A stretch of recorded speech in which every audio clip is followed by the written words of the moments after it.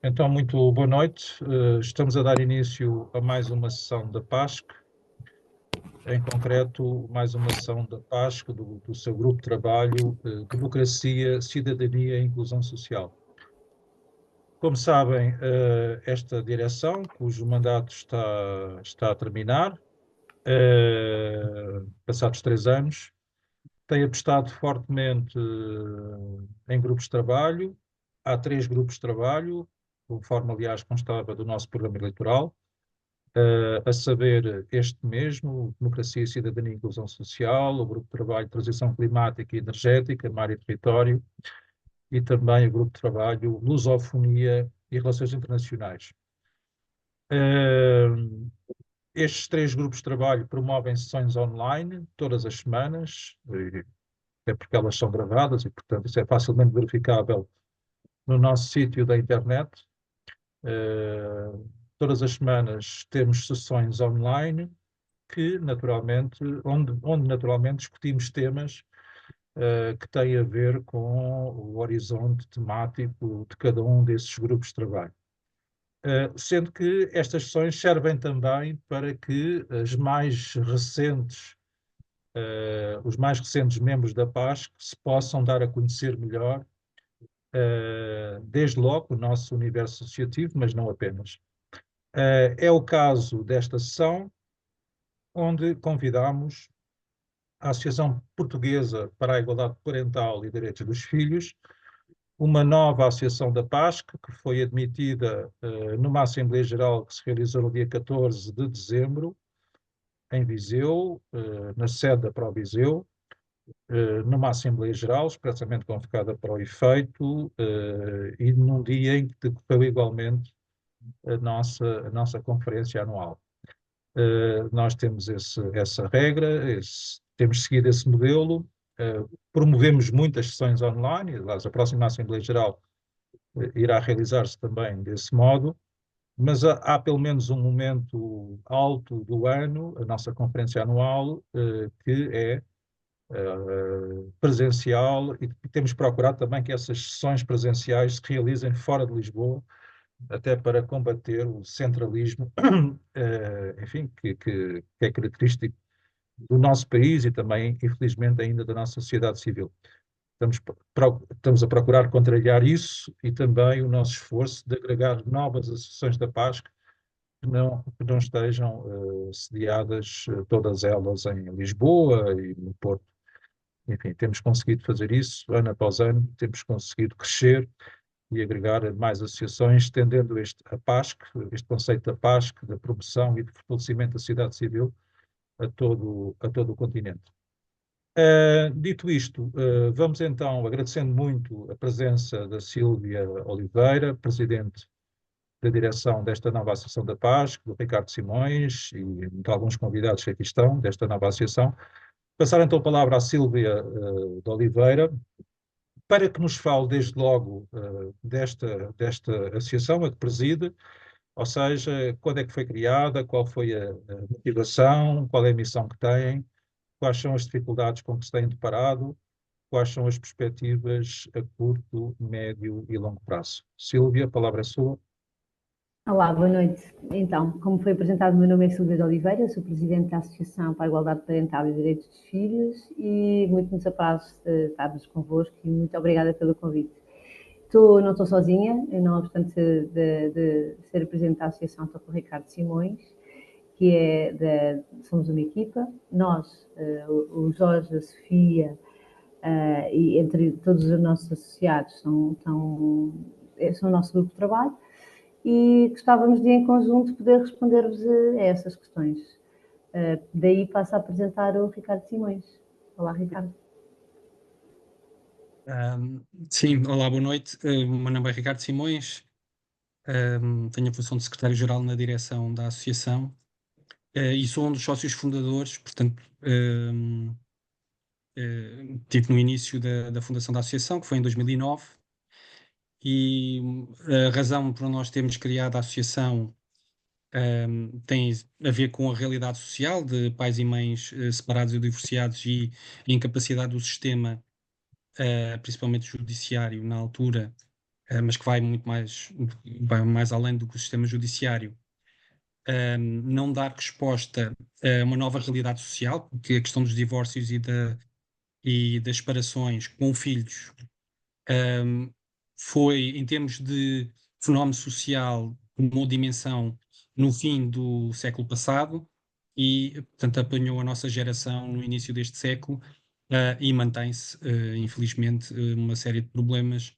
Apesar de alguns avanços que temos tido, continua a existir uma série de problemas. Portanto, a nossa associação é uma associação que nasce dessa realidade social, ou seja, é importante que as associações tenham uma base social, ou económica, ou o que for, cultural, o que for, mas que não sejam apenas uma ideia, mas que existam numa realidade social objetiva. E a nossa é essa, é nesse âmbito que nós existimos, ou seja, no dia em que deixarmos de ter conflitos parentais ou são completamente residuais, a nossa associação não faz sentido existir, não é?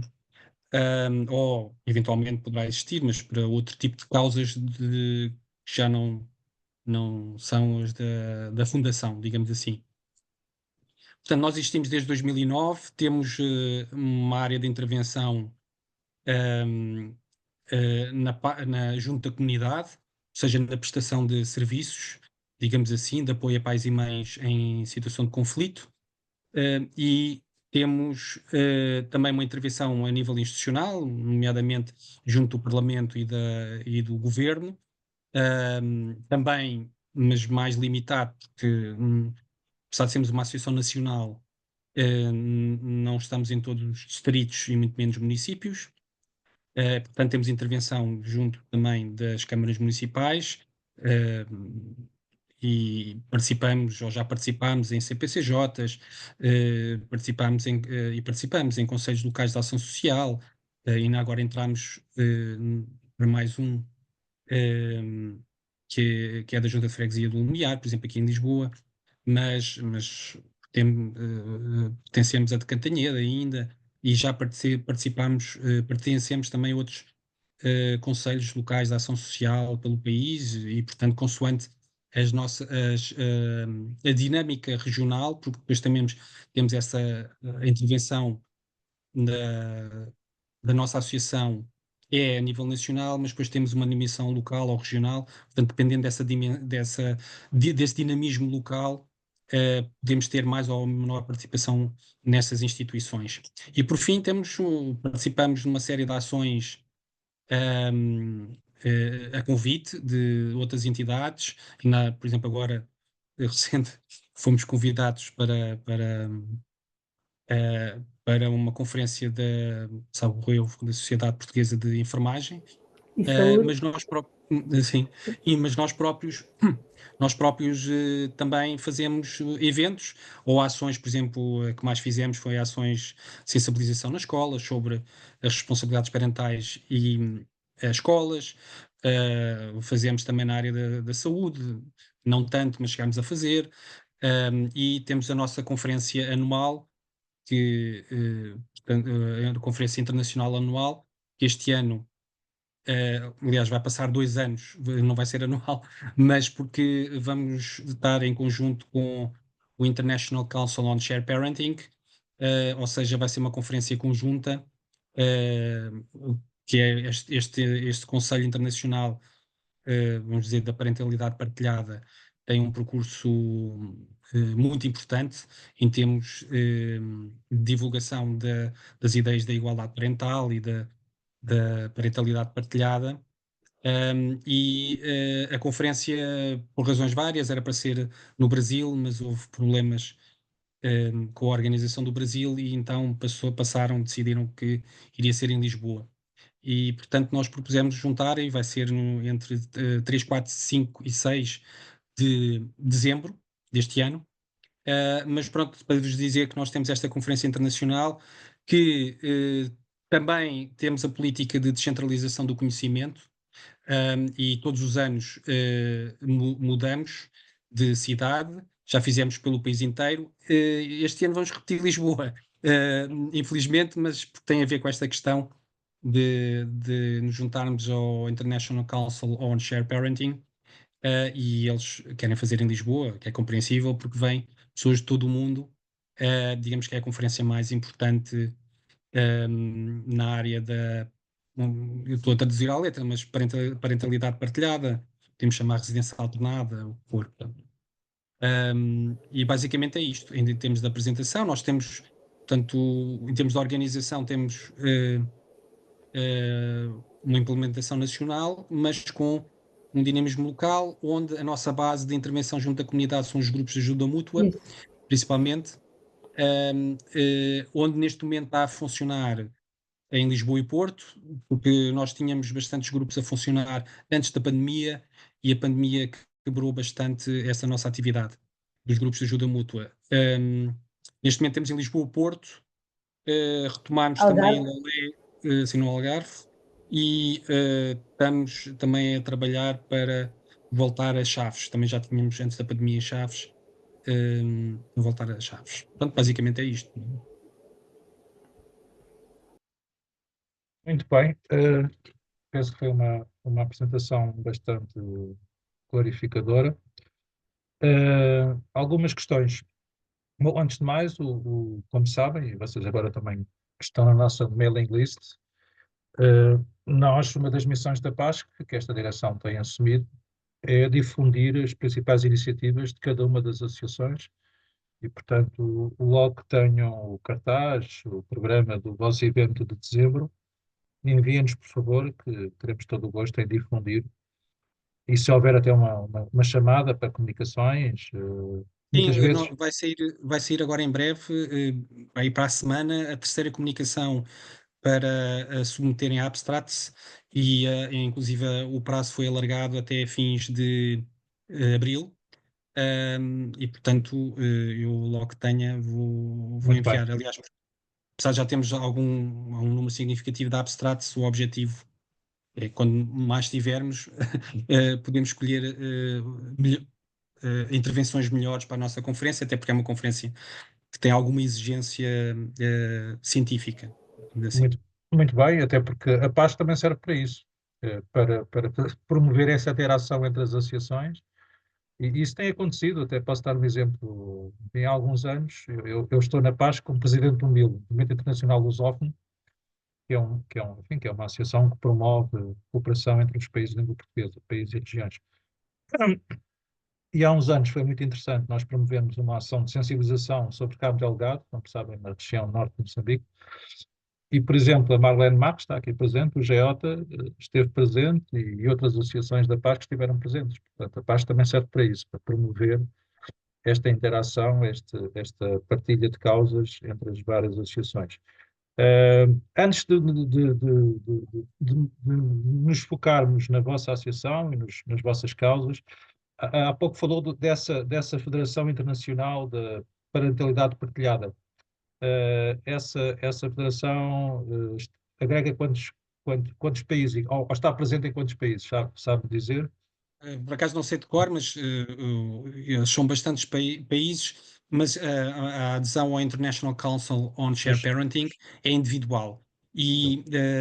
Mas tem um equilíbrio, ou seja, eles não aceitam qualquer pessoa, porque temos uma regra que tem que haver um equilíbrio em três áreas: a parte científica, a parte dos profissionais e a parte da sociedade civil. Eu, por exemplo, estou lá como membro da sociedade civil, como, neste caso, membro de uma associação e da direção, mas, mas, portanto, outras pessoas estão lá, são advogados nesta área específica ou são psicólogos, e depois tem os investigadores nesta área também. Portanto, há um equilíbrio, vamos dizer, muito rigoroso no ISSP, que é o International Council on Shared Parenting, e que dá uma solidez e uma credibilidade bastante grande. e cobre Portanto, todos mas os. basicamente toda a gente que existe Ok. no mundo sobre E, esta área está lá, e, digamos cobre, assim. e cobre todos os continentes? Por exemplo, o continente asiático, temos tido grandes dificuldades. As razões também são, pelo menos isto Sim, é a minha análise, não é? Tem a ver com a sociedade, várias sociedades asiáticas são mais conservadoras, e Exato. esta questão da família e que está associada, porque estamos centrados na parentalidade partilhada, principalmente na situação de divórcio e separação, apesar de ser uma realidade asiática também, mas não é, culturalmente, não é abordado como nós no Ocidente, como costumo dizer, como nós no Ocidente abordamos. A mesma coisa em África, também temos muito pouca gente na África. O que nós vamos nesta conferência fazer, e por isso é que a conferência era para ser no Brasil, era a América do Sul também não estava suficientemente representada. Acho que não estaria muito pela questão da língua e não pela realidade social, que é semelhante à nossa, mas a verdade é que não há muita gente a falar inglês e a língua da organização é inglês. Mas não há, na América do Sul, de facto, não há muita gente a falar inglês e isso sempre foi uma barreira. Portanto, esta conferência também vai servir para aproximar as organizações e as pessoas, de uma forma geral, os profissionais e os académicos da América do Sul, para a organização. Talvez, pronto, na próxima conferência se faça um esforço para a Ásia e para a África, mas basicamente todo o mundo ocidental neste momento está lá representado com este problema da Ásia e da África, não é? Mas isso, enfim, eu fiz a pergunta, não sabia antecipadamente a resposta, não estudei o assunto, também não é a minha área, mas aquilo que me disse, enfim, ia de encontro àquilo que, se eu tivesse que adivinhar, até porque naturalmente, como expressou e bem, esta questão da parentalidade partilhada levanta-se num contexto onde há divórcios e separações, e portanto, em meios sociais onde essas situações ainda não são pacificamente aceitas e reconhecidas, até legalmente, obviamente que essa questão mais dificilmente se põe. Muito bem, então vamos falar um pouco sobre isso e apelo desde já a todos os presentes que também coloquem questões. E a minha primeira pergunta, enfim, como leigo na matéria, é, enfim, nós sabemos, enfim, de experiência direta ou indireta, sempre que há divórcios e há filhos, enfim, e sempre que muitas vezes até litigiosos, tem que haver uma mediação jurídica, judicial, privilegia-se, e eu não estou sequer a discutir isso, ou contestar isso, privilegia-se a guarda da mãe, a guarda maternal. A minha questão é, a vossa questão, a vossa associação certamente que já se confrontou com essa questão. Muitas vezes esta questão da parentalidade partilhada é uma reclamação dos homens, dos maridos, não é? Posso Muita... explicar? Isto aqui sem promover nenhuma guerra de sexos, de géneros.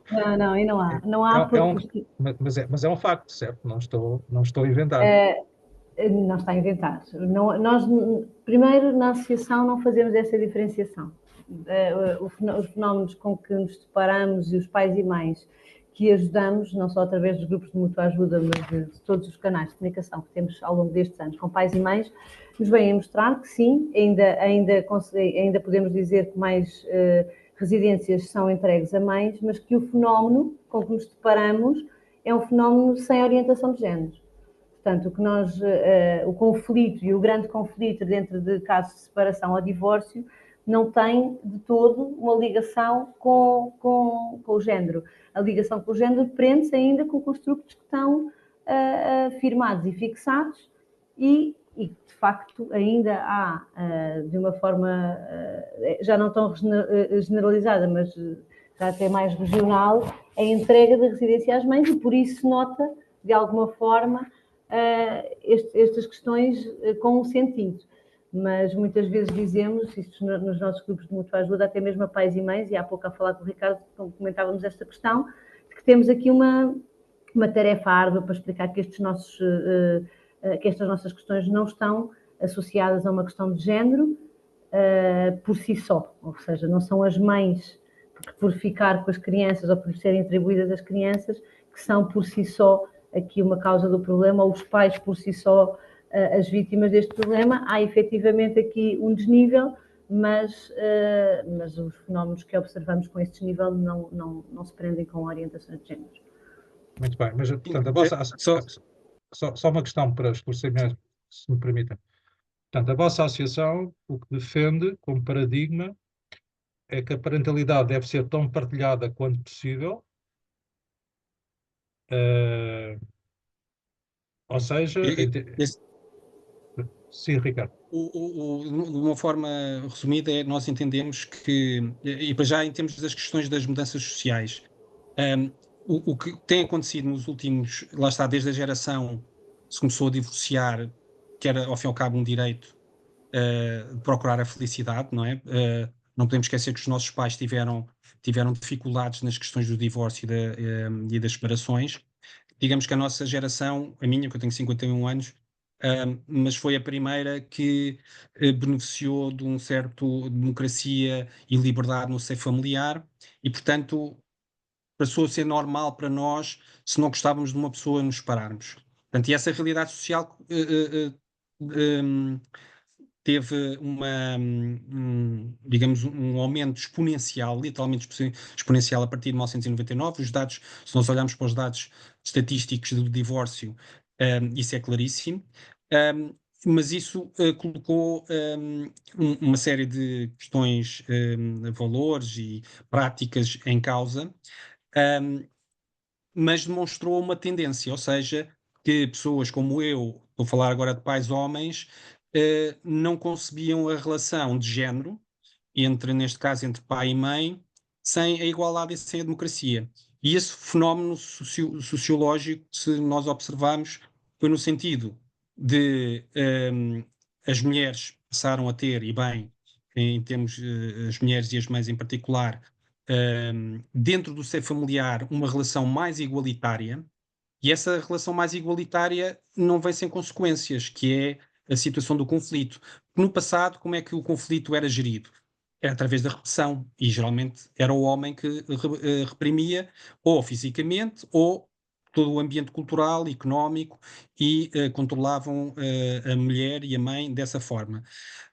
A nossa geração, não estou a dizer que na nossa geração não existe isto também, aliás, isso é uma dos estudos de sociologia da família, demonstram claramente isso, que não há uma única realidade social, há várias realidades sociais, nem no Estado Novo existiu aquela família tradicional, por exemplo, que falam, essa era a ideologia dominante, não era necessariamente, em termos sociológicos, a realidade. Aliás, é muito interessante que há estudos aqui em Portugal, muito interessante que, por exemplo, a nossa geração que assistiu a este fenómeno dos divórcios é muito mais semelhante ao da Primeira República, e portanto estamos a falar dos nossos avós, do que a dos nossos pais. A dos nossos pais foi muito influenciada pelos valores do Estado Novo e da família tradicional, como eles entendiam.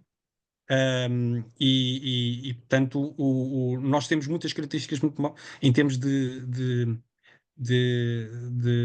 estrutura familiar e das dinâmicas familiares muito mais parecidas com os casais da Primeira República e até os anos 30 do que com os nossos pais.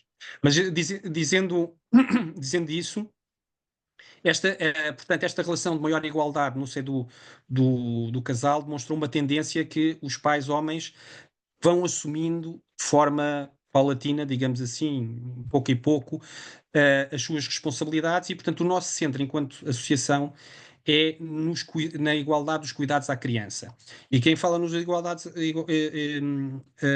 igualdade dos cuidados à criança, falamos também, como é óbvio, nas tarefas domésticas, porque uma coisa está ligada à outra, e, portanto, a forma como nós entendemos isto é centrar na criança e não tanto na questão do pai e da mãe.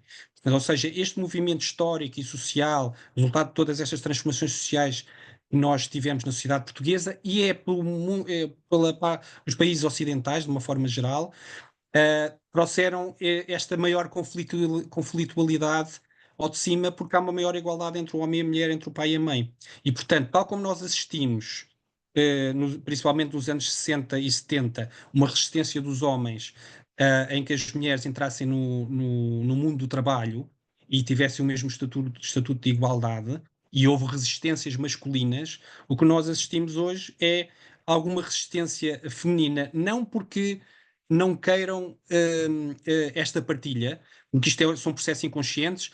Nós temos que distinguir o que é que são ativistas como nós, das pessoas que não têm tanta consciência sobre estes fenómenos, não refletem sobre estes fenómenos, porque a maior parte da reação das pessoas, sejam pais ou mães, é uma reação que tem a ver com a perda de poder nesta relação parental, que de alguma maneira foi herdado do passado e que nós reagimos quando vamos perdendo algum poder, não muitas vezes da melhor forma. E, portanto, surgem estes conflitos. E este, em termos gerais, em termos históricos, é a forma como nós devemos ver o que está a passar. Agora, temos que, centrado na criança, é essa a nossa atuação, é perguntarmos, ok, isto existe, esta realidade existe, temos estes problemas, nós temos que as resolver. Porque se nós esperarmos por mais mudanças familiares, se há área da vida em sociedade que mais lentamente muda é a família. Apesar de aqui em Portugal mudou bastante em pouco tempo, mas de qualquer maneira é sempre tudo muito lento. E, portanto, para resolver problemas relativamente às crianças e que elas não estejam numa situação de violência, porque estar no meio de um conflito parental é de violência, nós temos que procurar soluções objetivas para isto e, portanto, o nosso centro é sempre a criança. Quando os pais e mães vêm ter connosco, um dos trabalhos que nós fazemos é tu tens que te pôr no lugar da criança e pensar o que é que ela está a sofrer e, portanto, não é o que é que tu sentes, é o que é que a criança sente, não é? E, portanto, esta parte também é importante, apesar da realidade cultural, e que disse que a maior parte das mães assume a responsabilidade, nós não temos dados objetivos sobre isso, não é? Neste momento, estou a falar neste momento, temos a percepção que ainda uma grande parte das mães assume as responsabilidades dos cuidados.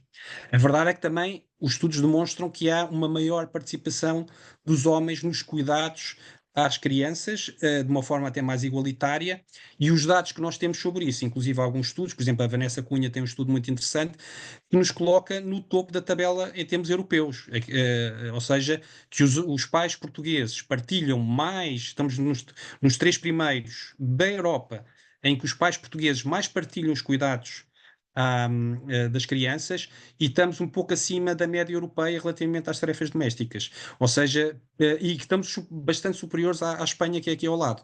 Portanto, Portugal tem uma realidade um bocadinho sui generis. Muitas vezes nós estamos sempre a desvalorizar dos avanços que fazemos, mas nesta área estamos mais avançados do que muitas das vezes a comunicação social nos quer dar a entender. Principalmente a comunicação social tenta passar uma outra imagem de um país conservador, rígido, mesmo as questões de violência que estão sempre em cima da mesa na comunicação social, mas pelo menos os estudos que há na área da sociologia da família mostram-nos que nós estamos bastante avançados e que precisamos é de mais apoio para termos, neste caso, crianças com duas pessoas, sejam pais, mães, ou mães, mães, pais, pais, porque nós não fazemos essa distinção, um, que cuidem, duas pessoas cuidem da criança, porque para nós dois é melhor do que um. Para nós é claro.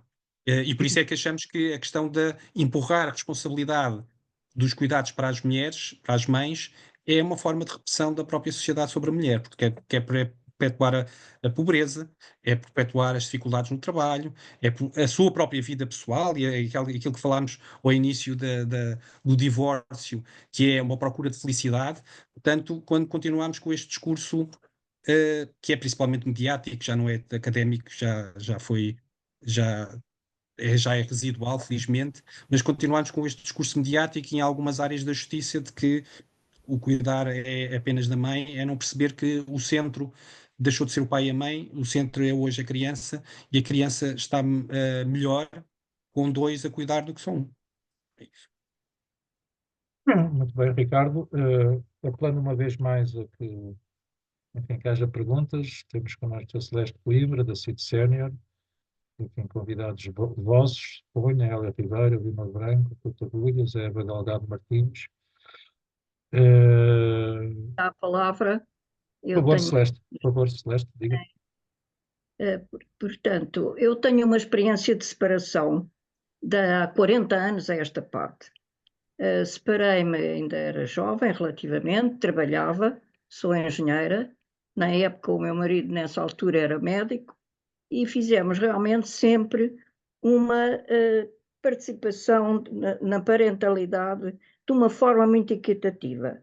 Nessa época, realmente, os divórcios eram sempre litigiosos, mas felizmente, no meu caso, correu bem, muito bem, e consegui obter uma família que hoje realmente considero, felizmente, considero de excelência. Tenho 8 netos e dois netos enteados, e tenho já 5 bisnetos. Portanto, considero que realmente as separações muitas vezes dependem da educação das pessoas. As pessoas, como têm realmente educação de princípios e têm o discernimento de considerar que os filhos é que são prejudicados se os pais não se entenderem, nós a partir daí conseguimos muitas vezes ter bons relacionamentos. No entanto, agora, ultimamente, começo a ver que realmente há pouca preocupação na orientação das crianças. E uma das grandes preocupações que me trouxe aqui a este debate é, de facto, o que se tem estado a perceber nas escolas, as agressões e o bullying das crianças, que revela que as famílias não conseguem orientar devidamente os seus filhos. Ultimamente tenho tido preocupação, tenho seguido com bastante preocupação toda a problemática da determinação do género. Verifico que os miúdos muitas vezes são abordados nas escolas por esses problemas e que as famílias não os sabem orientar. Portanto, eu penso que a associação, neste momento, a vossa associação, devia preocupar-se com estes problemas. Aliás, até gostava que dessem uma palavra sobre o assunto. Muito bem, Celeste Coimbra. Não sei, Ricardo Simões, Silvia Oliveira, se querem responder, comentar à intervenção, e faço também o apelo, reitero, se algum de vós quiser também partilhar a sua experiência, levantar alguma questão, o microfone está aberto. Não sei, Ricardo, está com o microfone desligado. Estás desligado, Ricardo. Estás com o microfone desligado. Sim, mas, Silvia, se calhar queres falar sobre isso, não é? Quero falar sobre isso. Bom, primeiro agradecer aqui a partilha, e depois vou começar pelo princípio e por o facto dos divórcios mais ou menos bem conseguidos terem relação com a educação. Nem sempre, e felicitamos muito que assim seja, e também conhecemos muitos casos que assim o conseguem, nem sempre são. As famílias que nos chegam, muitas delas viveram durante muito tempo com princípios muito vincados, portanto nem sempre acontece que as grandes separações litigiosas tenham a ver com falta ou de educação ou de princípios. Agora, aquilo que podemos concordar, e aquilo que o Ricardo disse há bocado tão bem, é que, efetivamente, quando e se nos focarmos na criança e se nos focarmos nas necessidades da criança, temos mais facilidade em colocar-nos num local de menos conflitos. É verdade. Portanto, aquilo que efetivamente tentamos perceber e aquilo também que levamos não apenas nos grupos de mútua ajuda aos pais e às mães, mas que levamos, por exemplo, aos grupos parlamentares com várias das nossas iniciativas numa legislatura para as crianças, aquilo que focamos é efetivamente nos filhos. E aí temos uma total concordância. E acho que é isto, Ricardo. Queres comentar mais alguma coisa? Pelo que eu percebi, peço desculpa. Pelo que eu percebi, tem a ver com esta questão dos comportamentos na escola, não é? Sim, exatamente. Porque eu verifico que há falta de sensibilização dos jovens. As famílias não conseguem acompanhar toda a evolução na educação. Eu penso que há aqui uma certa dificuldade das próprias associações se aperceberem do que é que se relaciona com a disciplina de cidadania, por exemplo. realmente é muito contestada a disciplina de cidadania. Mas porquê? Porquê que é contestada? Vamos alterar os princípios, mas ela tem que se desenvolver nas escolas, dar noção às crianças da sua responsabilidade cívica. Cada vez Sabe que esta questão do ataque à disciplina de cidadania, por exemplo, é porque está a falar com uma pessoa, eu sou professor no ensino profissional, portanto estou bastante à vontade para falar sobre isso. Mas sabe que essa questão do ataque aos projetos de cidadania que são nas escolas é uma coisa importada, não é? Fez-se a mesma coisa no Brasil. No Brasil também atacava-se aquela, que até chegava-se a dizer aquela coisa ridícula de que davam o biberon com, acho que era dizer que era com um pénis às crianças, coisas assim completamente estapafúrdias. Porque nós vamos ver os projetos de cidadania, por exemplo, ontem os meus alunos participaram num projeto de cidadania que era contra o discurso de ódio. Portanto, quem é que incomoda haver sensibilização relativamente ao discurso de ódio? É quem efetivamente faz o discurso de ódio, não é? Claro, Portanto, claro. e essa é que é a questão. A esmagadora maioria das coisas que se fala sobre a disciplina de cidadania não acontecem sequer. Portanto, é por desconhecimento e, portanto, é uma agenda importada. Mas uma coisa, devo-lhe dizer, uma coisa, nossa associação, para esta conferência do ICSP, vai que vai ser no nosso dia, porque para perceberem, esta conferência, portanto, é do International Council on Shared Parenting. Será no dia 3, 4 e 5 de dezembro, e o dia 6 é a nossa conferência, que será a 10ª, conjuntamente com o do ICSP, portanto, do International Council on Shared Parenting.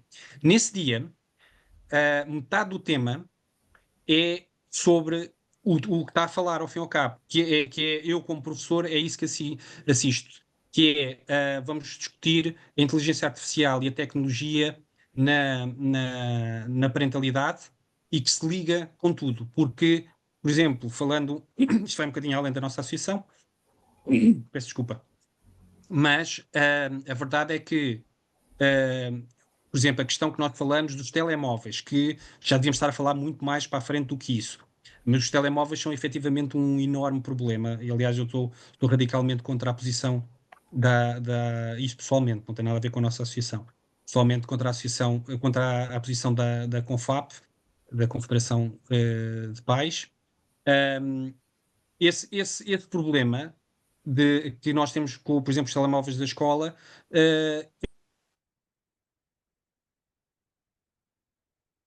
mas isto não resolve o problema, porque depois, ainda agora assim um estudo que a CONFAP veio dizer que confirmava a sua posição, que as escolas não deviam proibir os telemóveis. A verdade é que a análise deles foi completamente errada. É que este estudo diz que quando há a proibição dos telemóveis, os alunos, ou digamos as crianças, porque eles são crianças, compensam esse tempo em casa. Então, se compensam em casa e não há controle em casa, temos um problema efetivamente com a educação em casa, porque o problema é passarem demasiado tempo, e sendo que na escola, e eu, por exemplo, como professor, se passarem mais tempo em casa, para mim é melhor eu conseguir passar conhecimentos na escola e consumam o tempo em casa. Mas também não é bom consumir o tempo no telemóvel em casa. E isto coloca, neste momento, eu acho que este é o grande debate que ninguém está a fazer, e nós estamos no início, e já agora, portanto, como eu estou a dizer, na nossa conferência, nós vamos colocar nesse dia 6 de dezembro o centro, ou metade da conferência será centrada na utilização das tecnologias e da inteligência artificial no sistema judiciário, relativamente ao direito da família, mas também na questão da parentalidade. Porque, mesmo em grupos, eu lembro-me, isto aconteceu sei lá, há um mês, ou em dezembro, já não me lembro, do nosso grupo de ajuda mútua, em que acho que até era uma mãe que dizia que a filha recorria, na altura, ao chat GPT para argumentar com a mãe para conseguir uma coisa. E, portanto, tudo isto coloca-nos imensos desafios. Portanto, não é só na escola, é na família, e nós temos que discutir isso já agora, não é? Não é quando a tecnologia, em nome de um interesse privado, do lucro, ou outro interesse qualquer, impõe-se nas nossas vidas e depois temos problemas e não sabemos resolver e andamos, como se quisermos, esta situação do divórcio, a arrastar-nos à procura de soluções. Mas pronto, isto é mais eu só estou a dizer, isto é mais uma opinião pessoal de quem é professor também, mas também para dizer que a nossa associação, para os problemas que se colocam hoje e que nós muitas vezes vemos em termos de violência, e vimos ainda recentemente a questão da criança que era autista, em que a argumentação dos colegas para não intervir para a criança estar a ser espancada ou agredida era que estavam a filmar. Quer dizer, isto é uma subversão ou uma ausência de valores, quer por parte da família, quer por parte da escola. E, portanto, temos que debater e discutir isto, e mais do que debater e discutir é encontrar soluções, mas vivemos num tempo muito complicado, porque quando procuramos soluções vem logo a questão da liberdade de expressão, não é? Mas eu penso que hoje em dia a grande responsabilidade dos pais é realmente a intervenção nas escolas.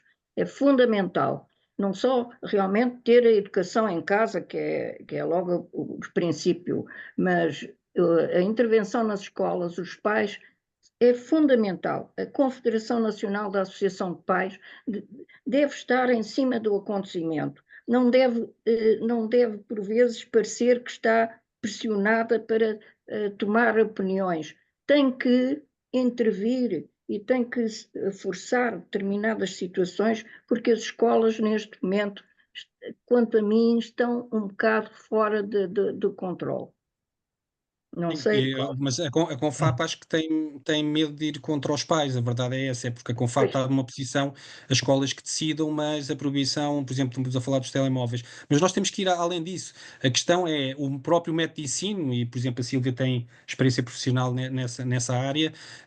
O próprio método de ensino não está adaptado aos dias de hoje, e não se pode, por exemplo, para nós, enquanto professores, porque eu ouço colegas que têm esta posição, não, a tecnologia não é má, tu é que tens que utilizar, mas a pergunta é, quer dizer, nós, como professores, não podemos fazer tudo, quer dizer, isto não faz sentido, que é, nós temos que ensinar, temos que programar, temos que fazer conteúdos, temos que preocupar com a parte burocrática da escola.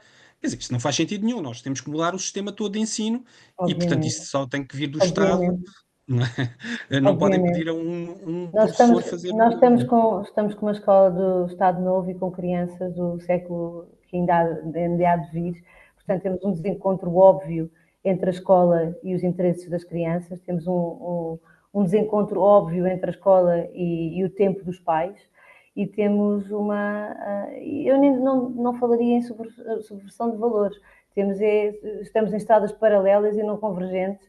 Temos uma escola demitida de criar espaços felizes, e temos crianças infelizes que a escola nem repara.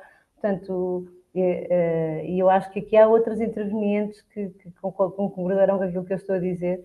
Falta aqui uma reforma na felicidade e no indivíduo nas escolas muito profunda. Muito bem. Eva, abrir o Sim, microfone. eu também acho que há aqui um grande trabalho a fazer em relação às relações entre a escola e a família. A família e a escola ainda estão muito separadas, não é? Os pais quase só são chamados à escola quando toca o telemóvel ou o telefone do pai, é porque deve ter havido um problema, não é? É sempre assustador para todos os pais. E, portanto, ainda há aqui um trabalho, não ser a família e a escola separadas, mas um trabalho conjunto. E um trabalho menos na penalização, porque se fala muito de chamar a polícia ou de ter mais funcionários. Isto não é uma questão de punir ou de arranjar punição, mas também que todas as estratégias sejam de um trabalho comunitário na escola. Por exemplo, se as crianças têm alguns comportamentos errados, o ir para casa não é sentido para as crianças uma penalização. Quanto muito é para os pais, que se calhar vão ter que ficar em casa com eles porque eles não podem ir à escola.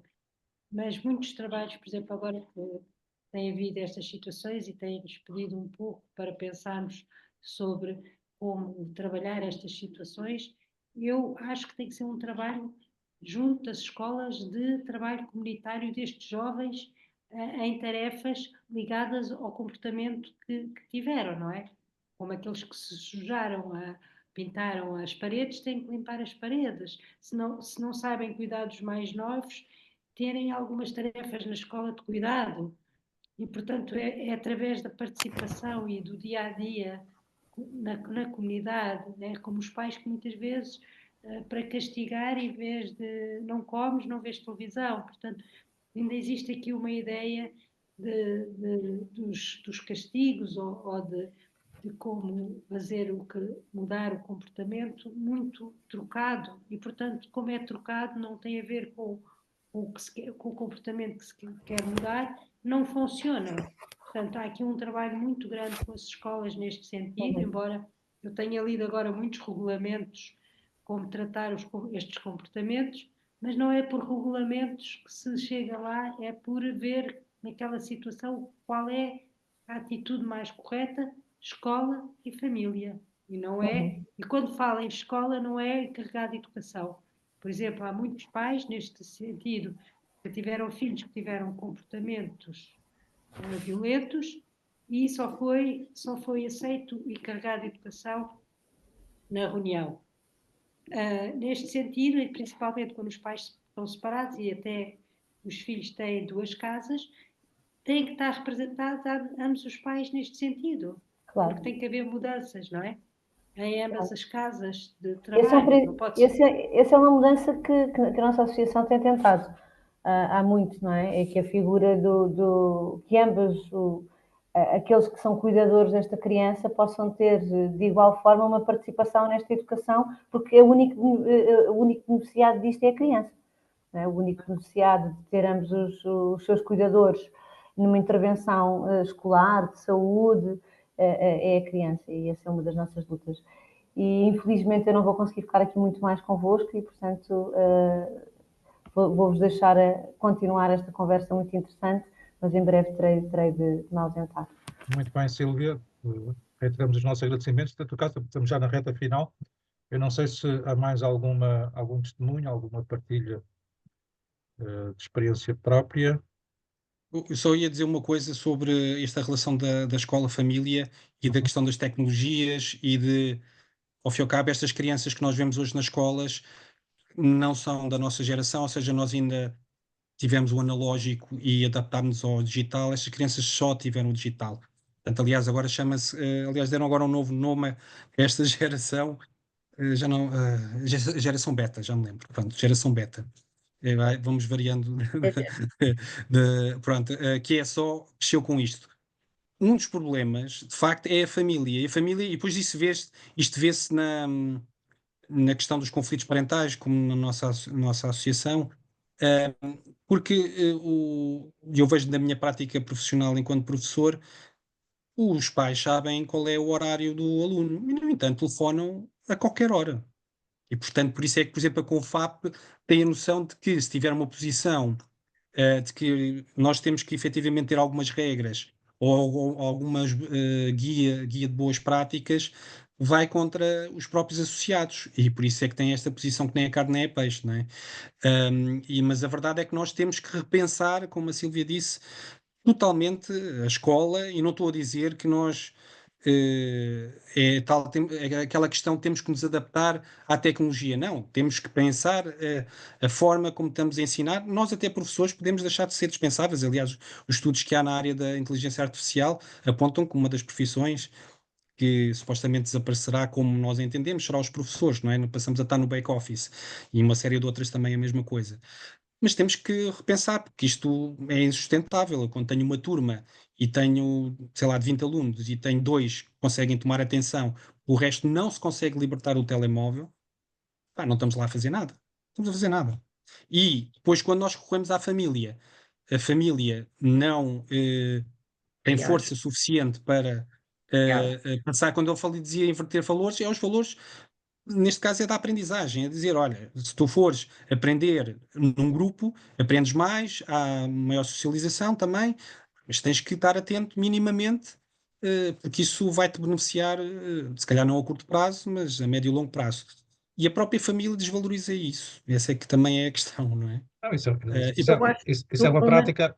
Peço desculpa, uma das observações que eu tenho, precisamente, que a Confederação E as associações de pais, em geral, deviam começar logo à partida por fazer reuniões com os próprios pais, a educarem as famílias, a reagirem a essas situações, ensinar como é que se deve fazer. Que nós não podemos educar realmente os jovens sem ter, e as crianças sem ter educação. E muitos pais não sabem educar os filhos, não sabem organizar a vida escolar. Portanto, há aqui dificuldades de parte a parte.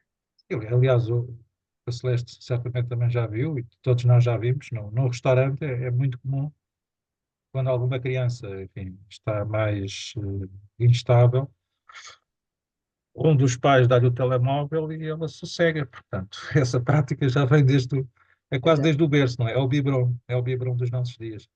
Exato. E, portanto, isso depois, obviamente, à medida que os miúdos crescem, esses hábitos vão-se agravando e as consequências.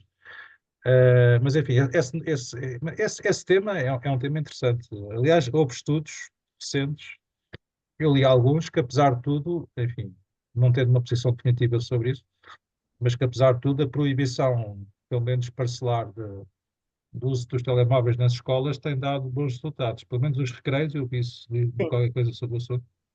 Os sim. recreios agora estavam a ser mais participados, e as crianças interagiam mais umas com as outras e não estavam apenas ligadas ao telemóvel. Portanto, isso, apesar de tudo, parece-me uma consequência positiva. A questão é que as escolas estão sempre inseridas num contexto social, cultural, Pois é. e quando esse contexto social e cultural vai num certo sentido, também eu diria que não é a escola por si só enfim, que é a Pois, barreira a isso.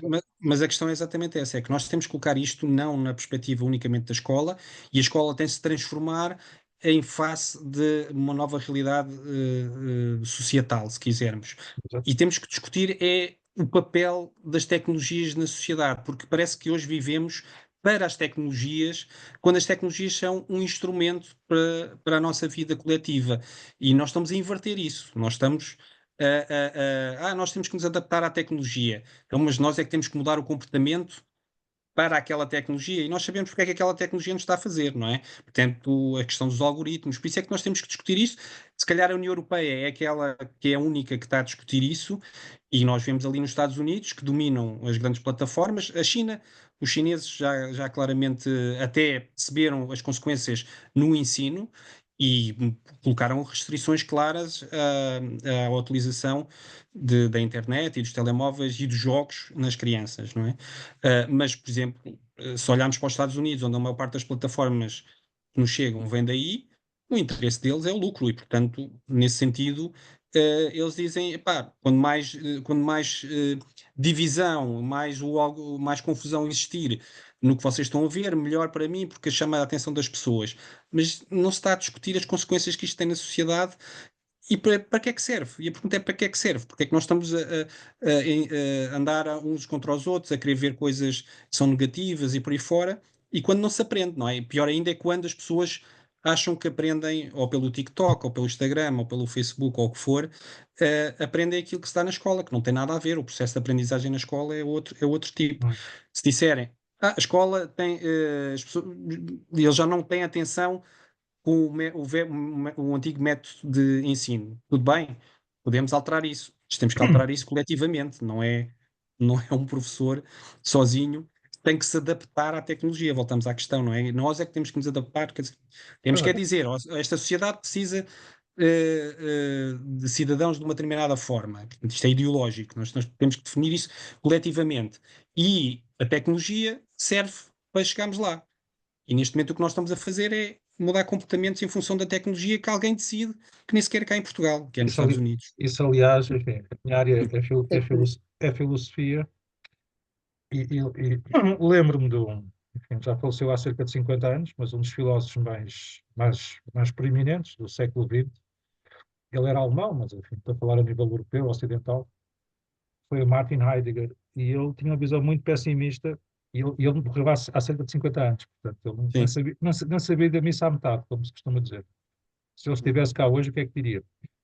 Mas ele antecipou, tinha uma visão, como estava a dizer, particularmente pessimista, antecipou que a tecnologia cada vez mais iria condicionar a nossa forma de vida, de existência. E manifestamente é isso que está a passar, não é? Manifestamente, cada vez mais a tecnologia condiciona a forma como nós vemos e vivemos o mundo, como nós convivemos uns com os outros. Isso é preocupante. O Humberto Eco dizia que a internet ia destruir a linguagem, no sentido de deixarmos de escrever corretamente e falar. Sim, sim. Eu basta olhar para os meus alunos, eles não sabem escrever. E estamos a falar de alunos do 10º ou 12º ano, não sabem escrever. Sim, aliás, é uma tendência da internet. Essa observação é muito pertinente, a meu ver. Enfim, eu tenho 51 anos também, portanto, somos contemporâneos, passámos essas várias fases. E é Sim. muito curioso verificar como cada vez menos a internet, até as redes sociais, exigem menos palavra, menos verbo, mais imagem, e mais filme, imagem em movimento ou fotografia. É muito curioso, até o conceito dos blogs, do microblogging, ou seja, cada vez menos palavras, a reação imediata, a reação espontânea, sem mediação, sem amadurecimento. A própria internet estimula isso. Sim, sim, sem treinar o pensamento, não é? Exatamente, exatamente. E a produção de pensamento e de conhecimento. Realmente esta discussão tem sido muito interessante, não é de toda a minha área, mas agradeço imenso, de facto, a organização pela parte desta sessão, e foi muito grato ouvir aquilo que consegui ouvir até agora. Mas pensei, realmente as tecnologias não devem destruir a essência humana, e são realmente ferramentas que nos deviam ajudar a ter uma melhor qualidade de vida, ou seja, a ter mais tempo para coisas mais essenciais e que têm a ver com a essência humana, e com a produção de conhecimento, e exatamente não termos reações impensadas, mas sim podermos até filosofar mais. E aquilo que nós percebemos é que não está a acontecer que o tempo que estas ferramentas nos podem ajudar a ganhar, não está a observar-se neste momento isso, não é? Nós não estamos a ter mais tempo para filosofar, nós não estamos a ter mais tempo para passar mais conhecimento intergeracional e até sermos mais educados em termos de valores e de acordo com, repito outra vez, com a essência humana, e sabermos quem somos em termos sei lá, comunitários, em termos de cidadãos, da nossa consciência individual, a consciência coletiva. Mas é realmente importante termos estas reflexões. Eu até diria que vale a pena aprofundar a discussão de hoje, porque o tempo também já vai longo, e ficaria aqui uma deixa para se pegar nesta ideia de perceber como é que as ferramentas podem de facto ser melhor utilizadas e ir buscar uma série de pensamento que já existe sobre a matéria, não é? Aliás, várias ideias, deste debate surgiram várias ideias para Sem outros dúvida. debates. Para outros debates. Muito bem, meus amigos, estamos mesmo na reta final, não sei se há mais alguma intervenção. Não havendo... Renato, desculpa, António, peço desculpa.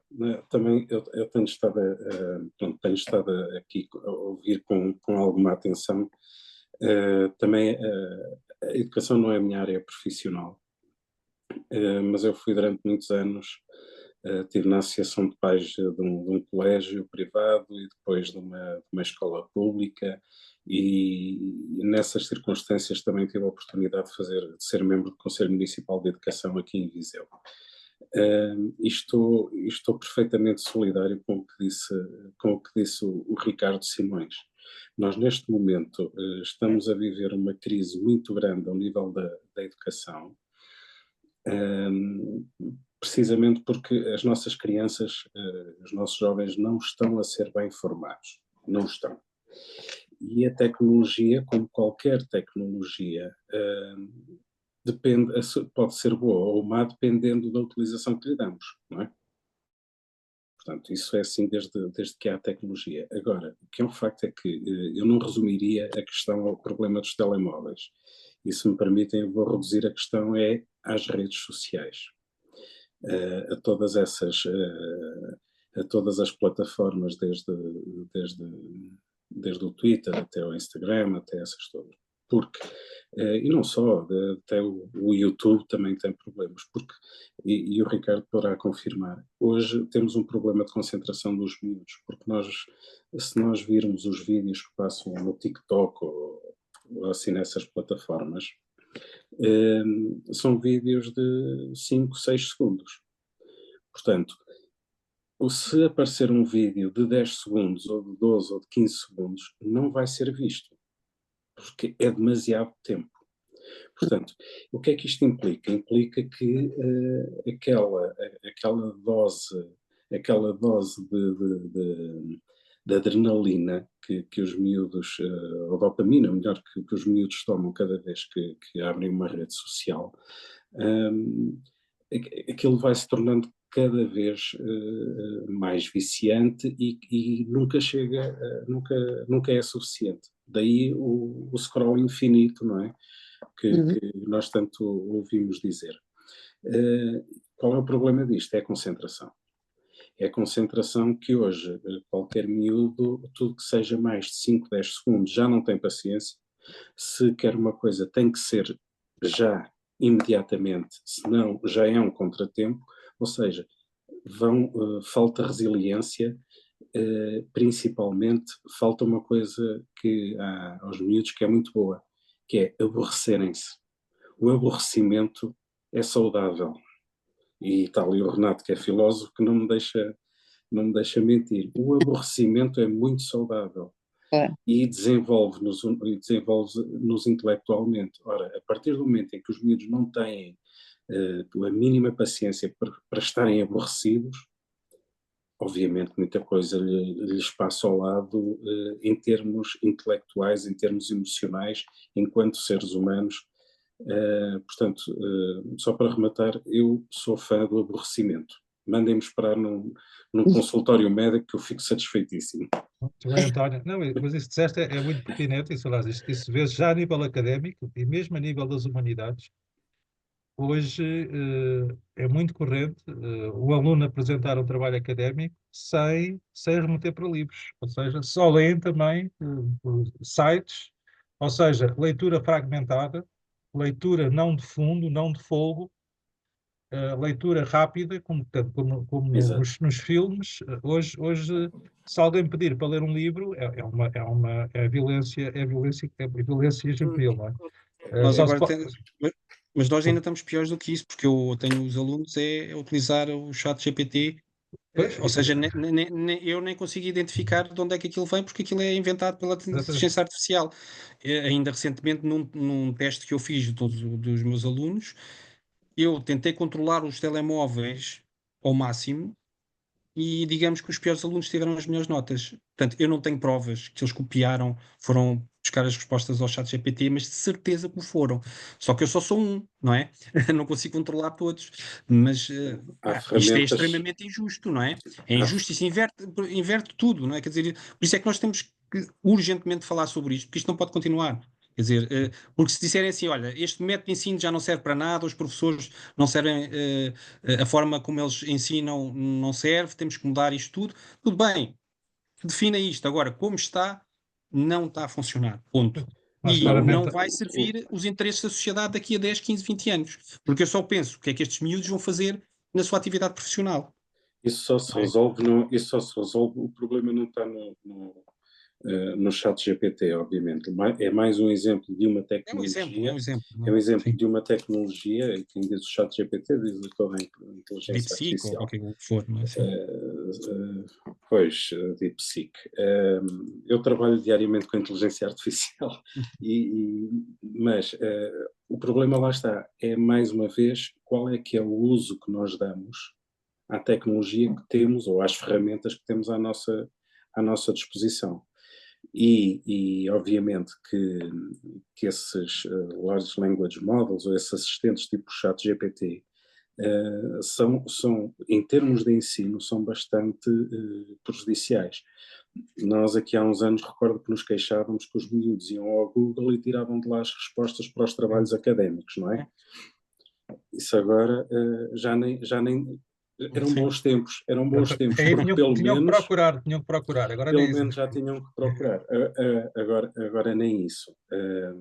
Eu sou completamente a favor da proibição em absoluto de qualquer dispositivo eletrónico nas escolas que vão para além da máquina de calcular. Mas eu não tenho problema em que haja tecnologia na escola, mas não pode ser como está agora. Ou seja, imagino, por exemplo, a minha escola vai introduzir os quadros interativos. Se os quadros interativos não tiverem adaptados, que eu não sou eu que vou fazer isso, ou seja, conteúdos adaptados, transformar aquilo interessante para os alunos, com jogos, etc., não vai servir Não, para nada. aquilo Vai não ser tem como que ser, para projetar um PowerPoint, não é? Quer dizer, mas aquilo não tem que ser esteticamente apelativo. pronto, mas Porque isso se me também se disser assim, levantou. Sim, com jogos, não tem que ser, nós não, repara uma coisa, uma eu sei sala o que de é que está a aula eu dizer. acho que Sim. não é para entreter, não é? Não é Mas para entreter o que chama ninguém. a gamificação do ensino é uma forma de nós tentarmos na escola combater aquilo que eles têm fora da escola, porque os jogos também fazem parte, infelizmente, e por isso é que, por exemplo, se olharmos para o exemplo chinês, uma decisão central, todas as plataformas de jogo passaram a ter limitações em função da idade. E isso, aqui ninguém no Ocidente coloca isso, porque é contra a liberdade das empresas, etc. Mas voltamos à questão do debate, que é que sociedade é que nós queremos. E, Pois. portanto, se é nós nos adaptarmos às tecnologias e essas empresas de jogos ou plataformas ou o que for, que lhes interessa é ganhar dinheiro e não lhes interessa as consequências que isso tem, então eu acho que o que eu digo, nós como professores, nos digam isso, que nós não estamos lá a fazer nada e pronto, deixamos de dar aulas e acabou. Agora não sei como é que uma sociedade funciona sem informação dos seus cidadãos. Pronto. Eu por acaso conheço escolas que proibiram, e com muito sucesso, que proibiram os telemóveis, e aquilo que o Sim. Renato estava a dizer tem resultado muito bem. Eu não estou a dizer, repare, longe de mim estar a afastar qualquer tipo de tecnologia, até contra mim falaria, mas a questão dos quadros, eu estou a falar nos equipamentos de utilização individual por parte dos alunos, obviamente, não é? Que ainda por cima que podem induzir e que podem afetar até mesmo a sua avaliação, não é? A sua avaliação académica. Acho que era Também há estudos fundamental. que demonstram que há mesmo uma mudança do nosso cérebro. Eu digo na brincadeira aos meus alunos, quando estou. Porque eu repito, é tão cansativo, eu já estou tão cansado de largar o telemóvel, largar o telemóvel. Mas às vezes já digo assim: epá, queres ficar com o cérebro em papa? Porque realmente é isso que lhe está a fazer. Mas Que eles. literalmente isso afeta o Sim, funcionamento do cérebro, o sim, funcionamento e a constituição, isso é mesmo assim. sim, sim. E Mas de que maneira? já agora só dar uma outra nota, que é, mas este fenómeno não acontece apenas nas escolas, não é? Porque nas famílias isso também é muito recorrente. Ainda um destes dias eu e o meu marido comentávamos, fomos jantar fora, havia uma mesa ao nosso lado, estavam 4 pessoas sentadas e não conversavam. Pediram o que tinham para pedir e não conversavam, todos eles tinham telemóveis, portanto eram o pai e a mãe e 2 adolescentes, e eles todos estavam a mandar mensagens. Pronto, mas aí a questão é que E aí não, a parte desculpa Marlene, a parte da família é fundamental nessa matéria. É fundamental. portanto, só para dizer que infelizmente não é só na escola que Não. Mas fenómeno, na escola mandam os professores, em casa mandam os pais, não é? claro. Pronto, e a educação vem de casa, não é da escola, não é? Na minha opinião. E agora, na escola há formas de combater isso, agora em casa de cada um já é um bocado diferente, não é? Muito bem, eu julgo que mangas, não é? Ficaram, ficaram muitas deixas para próximos debates, nomeadamente a nível escolar, a nível social, mais amplamente, e certamente que haverá tempo para retomar estas questões com outras associações da PASC e com outros convidados, sendo que, se me permitem, enfim, uma súmula e que tem a ver com esta associação que esteve connosco, uma associação que ingressou recentemente na PASC. Quanto mais houver uma parentalidade partilhada, responsável e consciente, naturalmente que mais bem informados estarão os nossos jovens, e, portanto, também por isso saudamos muito o vosso trabalho, as vossas causas, porque isso acaba por beneficiar toda a sociedade. Portanto, todos nós, tenhamos ou não filhos, seremos beneficiados com a vossa atividade. E dito isto, Ricardo, já não está connosco. Ricardo, só uma palavra final para. Eu por agradecer mais uma vez o convite e esperamos que possamos colaborar em outras iniciativas, dentro das nossas limitações, porque somos todos voluntários e a nossa associação não tem funcionários, nem financiamento para isso, mas vamos fazendo o nosso trabalho por convicção e pronto, vemo-nos em breve noutros contextos. Muito bem. Já no dia 12 de abril, se não for antes, nós temos sessões online todas as semanas. Na próxima semana não está publicitado, mas se ele vai em breve, amanhã ou depois. E fica já foi o convite para dia 12 de abril. Penso que a convocatória vai ser em breve. Dia 12 de abril haverá uma Assembleia Geral online. E, portanto, ficam desde já convidados e, neste caso, convocados. Vou então fechar a gravação.